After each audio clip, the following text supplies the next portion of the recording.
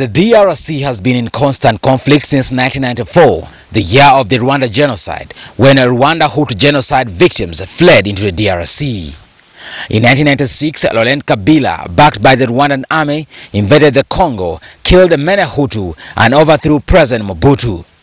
Rwandan and Ugandan troops stayed in the DRC, and many African countries sent armies to exploit the vast mineral resources of DRC, driving civilians into the jungle, resulting in over 4 million civilian deaths and rapes of over 200,000 women.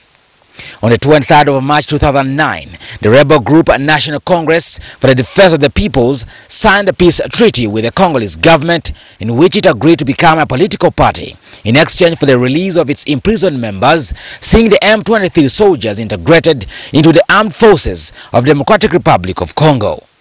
The M23 thus took its name from the date of these peace accords of March 23rd. The group, however, fell out with the Congolese government in 2010 when nearly 300 soldiers, majority of them are former members of the National Congress for the Defense of the People, turned against the armed forces of the Democratic Republic of Congo, citing poor conditions in the army and the unwillingness of government to implement the agreement of the 23rd March 2009. The rebels thus declared a war against the Kabila government, saying they would fight it till it's toppled. On the 6th of July 2012, the M23 attacked and took the town of Bunagana, less than a kilometer from the border with Uganda. Some 600 DRC troops fled across the border and took refuge in Uganda. The rebels issued a statement that they would cease their offensive if the government agreed to hold peace talks with them.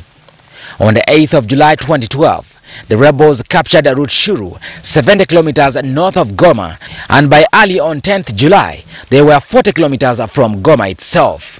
The towns of Rabari and Ntumugenga had also reportedly fallen to the rebels. General Bosco Ntaganda, a renegade army officer in the Congo military, also known as the Terminator, has been accused of leading the group, and President Kabila called for his arrest on 11th of April 2012.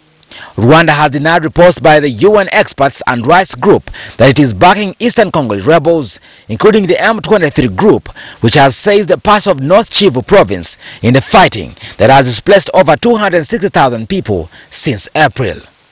But Uganda was not spared either.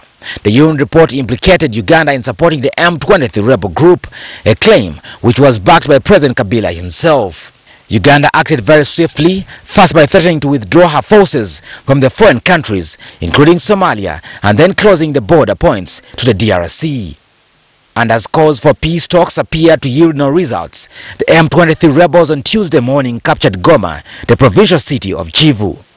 It is this capture which has brought Kabila on the negotiating table with those he previously accused of fueling a crisis in his country. While details of this meeting remain scanty, all indicators point to the fact that Kabila, either out of desperation or because of Museveni's mediation role, could be here to seek guidance on how to handle the fragile situation.